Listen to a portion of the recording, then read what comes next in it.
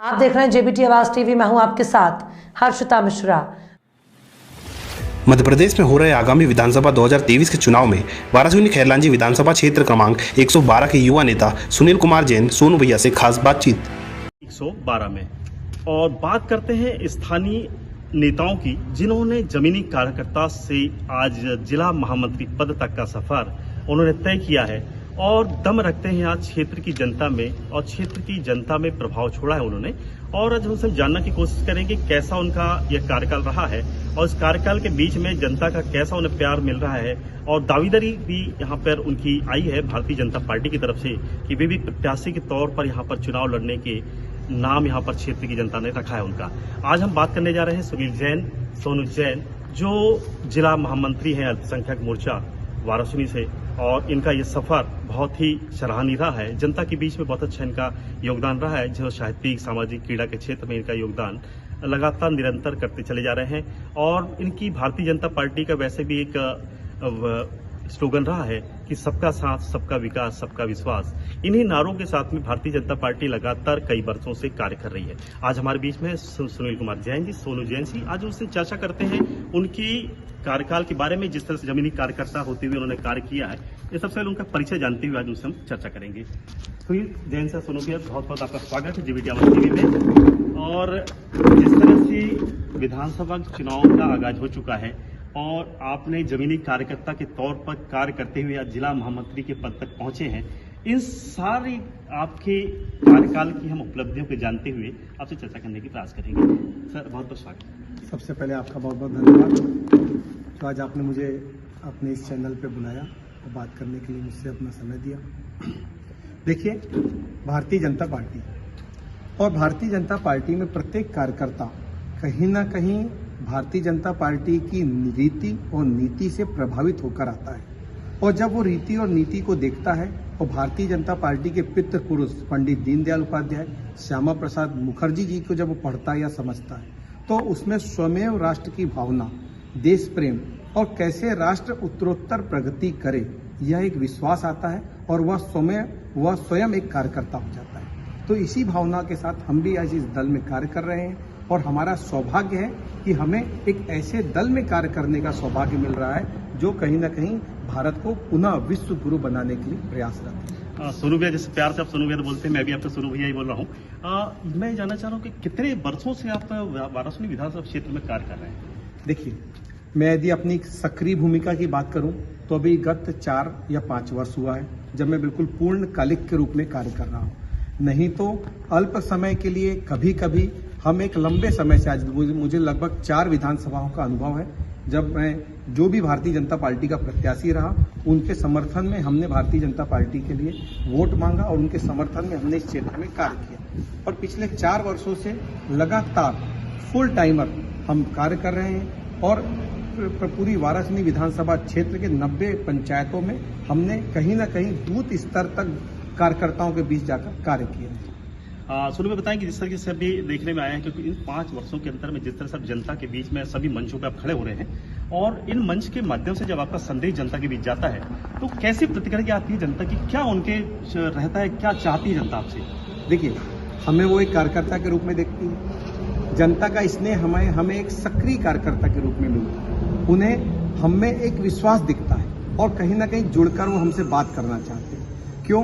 क्योंकि समन्वय, संपर्क और संवाद ये भारतीय जनता पार्टी की कार्यशैली है और इसी कार्यशैली को लेकर मैं कहीं ना कहीं जनता के बीच में, अपने कार्यकर्ताओं के बीच में या सामाजिक रूप से कहीं ना कहीं मुझे जाने का मौका मिलता है। क्योंकि भारतीय जनता पार्टी एकमात्र ऐसा दल है जो 365 दिन और 24 घंटे कार्य करता है।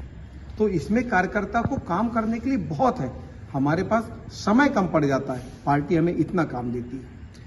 विधानसभा क्षेत्र बहुत बड़ा है और यहाँ पे लगभग मेरे ख्याल से 90 पंचायतें यहाँ पर स्थानीय है। इन 90 पंचायतों में जब आपका एक विधायक जितना घूमता है और एक स्थानीय छोटा कार्यकर्ता जब इस पंचायतों में जा रहा है 90 पंचायतों में, तो कैसा महसूस होता है आपको? कैसा लगता है इन पंचायतों में जाने के बाद? देखिए, हमें तो गौरव महसूस होता है। क्यों? क्योंकि हमारे पास आज यहाँ पर विधायक नहीं है, पर हमारे पास सरकार है।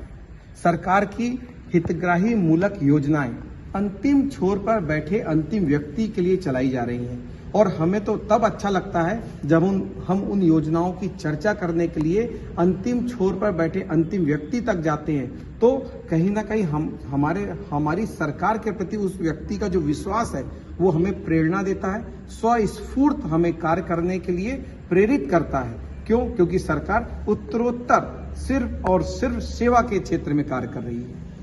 आज जैसे युवाओं में सबसे चर्चित और सबसे ज्यादा चाहने वाला नाम सोनू जैन बना है। अब जिस तरह से यहाँ पे विधानसभा चुनाव के आगाज हो चुका है और इसमें विधानसभा चुनाव में मैं जिस तरह से मेरा सर्वे है और मैं देखने में आ रहा है कि युवाओं की एक उत्साहता है कि सोनू जैन आगे दावेदारी यहाँ पर रख सकते हैं और एक प्रबल दावेदारी इनकी हो सकती है और हो सकता है कि क्षेत्र के विधायक के रूप में आपको फिर से देखा जा सके। इन संभावनाओं में आप कहाँ तक अपने आप को यहाँ पर उचित समझते हैं? देखिए, भारतीय जनता पार्टी में जिम्मेदारी ली नहीं जाती, भारतीय जनता पार्टी में जिम्मेदारी दी जाती है। एक चाय बेचने वाले व्यक्ति को भारतीय जनता पार्टी ने देश का प्रधानमंत्री बना दिया, आदिवासी वर्ग से आने वाली एक महिला को महामहिम बना दिया, और ना जाने इतने कितने हमारे पास उदाहरण हैं कि एक बहुत छोटे से छोटे कार्यकर्ता को भी देश के सर्वोच्च पद पर अगर किसी ने बैठाला है तो भारतीय जनता पार्टी है। इसलिए मैं ना तो कहीं अपनी दावेदारी करता हूं और ना मैं कहीं ना कहीं दावेदारों की सूची में अपने आप को मानता हूं। नहीं, यदि आपको क्षेत्र की जनता और युवाएं माताएं बहनें ने आशीर्वाद दिया है कि आप हमारे प्रतिनिधि बनकर के यहाँ के विधायक बने और विधायक बनके हमारी सेवा के लिए आप समर्पित हों और सामने आए, तो इन्हीं परिस्थितियों में आपका क्या रहेगा? नहीं, ये मैं सिर्फ और सिर्फ अपने पार्टी के हमारे साथ हैं, ये सिर्फ यही लोग तय करेंगे कि आगामी समय में हमारा विधायक कौन होगा। हम पर विश्वास जताएंगे तो निश्चित उनके विश्वास पर खरा उतरने का प्रयास करेंगे, पर हम ही इस लायक है ऐसा नहीं है। हमारा संगठन जो तय करेगा, हमारे वरिष्ठ जो तय करेंगे और क्षेत्र की जनता का विश्वास हम पर है तो निश्चित सामने आएगा और कहीं ना कहीं इस लायक अगर हम होंगे तो इस क्षेत्र का प्रतिनिधित्व करने का हमें सौभाग्य मिलेगा। जी, सोनू भाई, एक चीज और देखना चाहे कि जिस तरह से विधानसभा क्षेत्र 112 क्रमांक, ये मध्य प्रदेश की सबसे हाईलाइट और सबसे ज्यादा प्रचलित सीट रही है, जहां पर इसके पहले भी जहां पैराशूट कहा जाता है उम्मीदवार उतरते हैं यहाँ पर और फिर से यहाँ पर चुनाव का समय आ गया, हो सकता है पैराशूट प्रत्याशी फिर यहाँ पर उतरे और यहाँ पर कहा भी जा रहा है कि विभिन्न दलों से अपने दलों से किसी को तोड़ने का, किसी को जोड़ने का प्रयास किया जा रहा है और प्रत्याशियों को उन्हें दल में जोड़ने के लिए उनका भी बहुत ज्यादा शायद विरोध प्रदर्शन भी यहाँ पे किया जा रहा है। इस विषय में वाराणसी विधानसभा क्षेत्र की जनता क्या देखती है, क्या आकलन करती है इसमें? नहीं, देखिए, कयास था और संभावनाएं भी कई थी, पर चूंकि हम एक कार्यकर्ता हैं और हम जिस दल में कार्य कर रहे हैं वह दल एकमात्र भारत का ऐसा दल है जो कार्यकर्ताओं की भावना के अनुरूप कार्य करता है। हमने जो विषय पर आप बात कर रहे हैं उसका विरोध यहां से लेकर दिल्ली तक हमने पुरजोर किया है, हमारे नेतृत्व ने उसका विरोध पुरजोर किया है और दिल्ली से लेकर भोपाल तक और भोपाल से लेकर जिले तक हमारे सभी वरिष्ठों ने हमें आश्वस्त किया है कि कार्यकर्ताओं की भावनाओं के खिलाफ कोई भी निर्णय नहीं होगा, कार्यकर्ताओं को उपेक्षित कर कोई ऐसा पैराशूट से नेता कोई लॉन्च नहीं होगा कि जिसे कल 2023 में आगामी चुनाव में भारतीय जनता पार्टी के कार्यकर्ताओं को अपना चेहरा मानना पड़े और उसके समर्थन में कार्य करना पड़े। इसके लिए भारतीय जनता पार्टी कहीं भी तैयार नहीं है। बूथ स्तर पे 237 बूथ के कार्यकर्ता पुरजोर विरोध कर चुके हैं कि हमें ऐसा कोई व्यक्ति नहीं चाहिए जो बाहरी है। हमें सिर्फ और सिर्फ भारतीय जनता पार्टी की रीति, नीति और लंबे समय से भारतीय जनता पार्टी में जो व्यक्ति कार्य कर रहा है वही स्वीकार है, अन्यत्र हमें कोई स्वीकार नहीं। तो चलो, ये बात बहुत अच्छी है कि जिस तरह से स्थानीय जनता और यहाँ के जो स्थानीय लोग हैं चाहते हैं कि भाई किसी प्रकार का पैराशूट प्रत्याशी नहीं चाहिए। अब बात करते हैं देश विदेशों में जिस तरह से आज मोदी जी का नाम चर्चा और विषय में है कि इनके द्वारा किए गए कार्य और देश में उनका एक डंका बज रहा है कि सिर्फ मोदी और सिर्फ मोदी।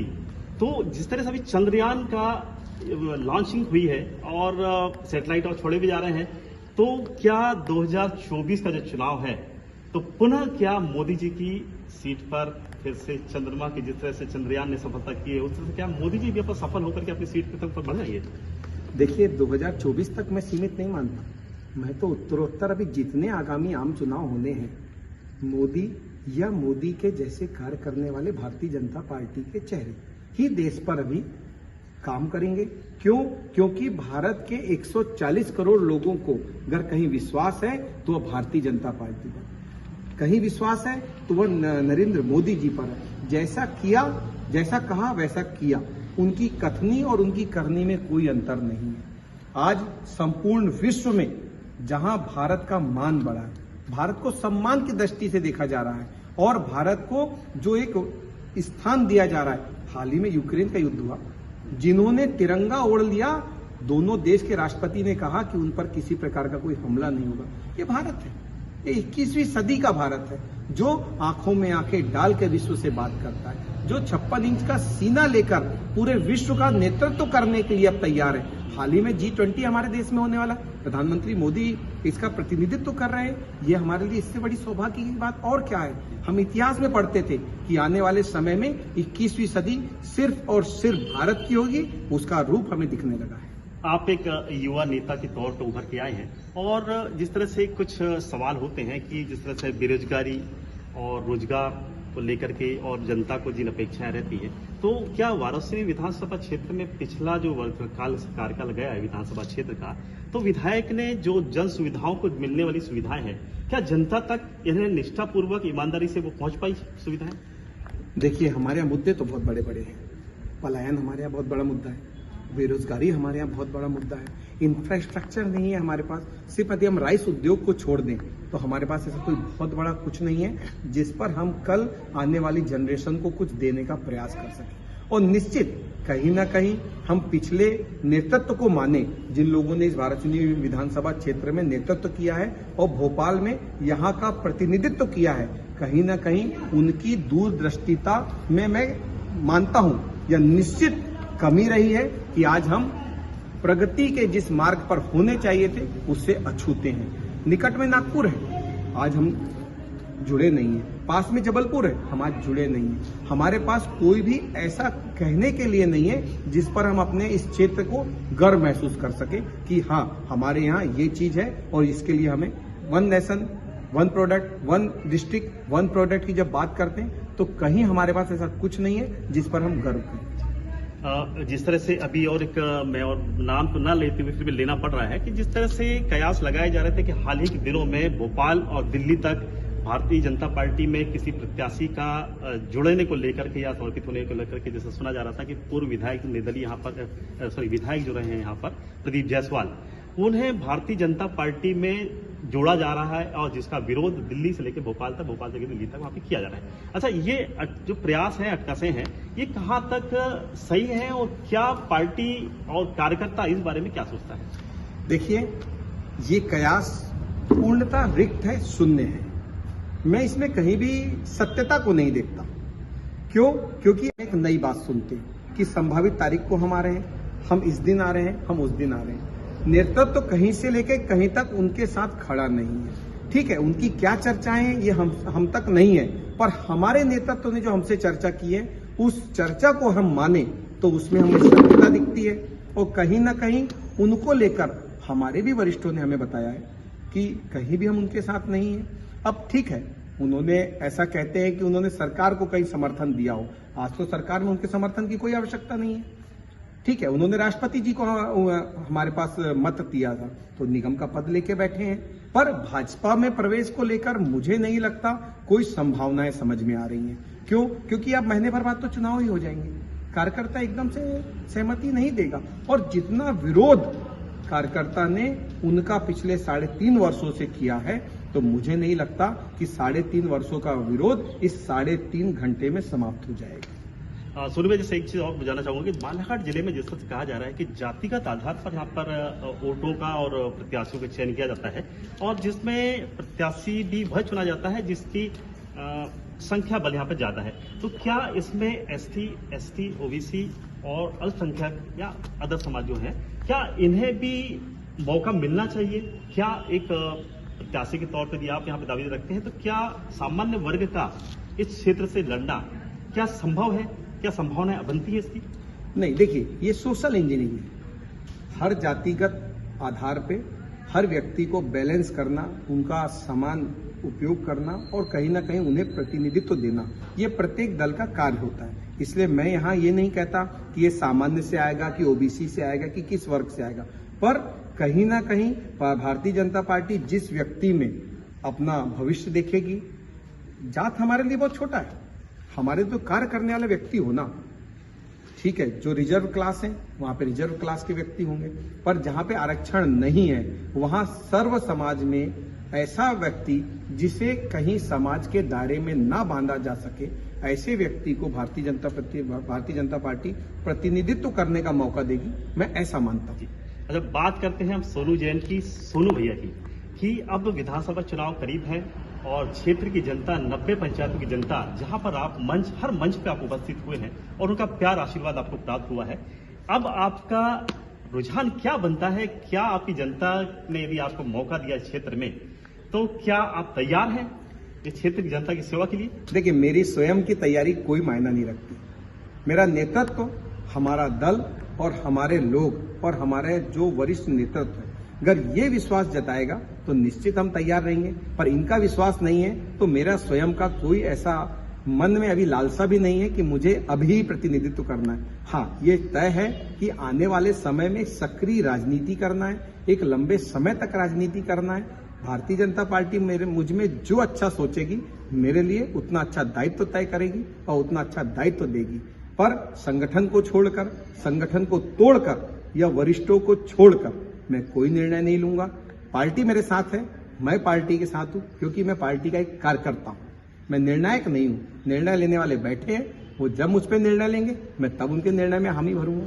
पर मतलब मैं ये समझूं कि आने वाला समय आप पे यदि कोई जवाबदारी दी जाती है और उस जवाबदारी को लेने के लिए आप 100% तैयार हो चुके हैं? निश्चित मेरे कंधों पर जितना बोझ उन्हें लगता है कि भार सहने की क्षमता है, यदि वो मुझे दायित्व दिया जाएगा तो निश्चित उस दायित्व को मैं स्वीकार करूंगा। ये थे माननीय श्री सोनू जैन, सोनू भैया, जिला महामंत्री अल्पसंख्यक मोर्चा वाराणसी, जिन्होंने बेबाक अंदाज से वाराणसी विधानसभा क्षेत्र के बारे में उन्होंने बताया कि जिस तरह से तैयारियां पे हो रही हैं और विभिन्न दलों के प्रत्याशी अपनी अपनी तैयारी कर रहे हैं, तो एक दावेदारी सोनू भैया की यहाँ पर हो चुकी है और वो भी तैयार है कि जनता की सेवा के लिए कमर बांधकर तैयार हो चुके हैं। अब सिर्फ प्रतीक्षा है तो भारतीय जनता पार्टी के उच्च स्तरीय नेताओं की, प्रतिनिधियों की, कि वे अब अपना आशीर्वाद सोनू भैया पे किस तरह से बना के रखते हैं। इन्हीं अपेक्षाओं के साथ वाराणसी से कैमरामैन विजय एड़े के साथ प्रफुल्ल कुमार चित्री, जेबीटी आवाज, वाराणसी, बालाघाट।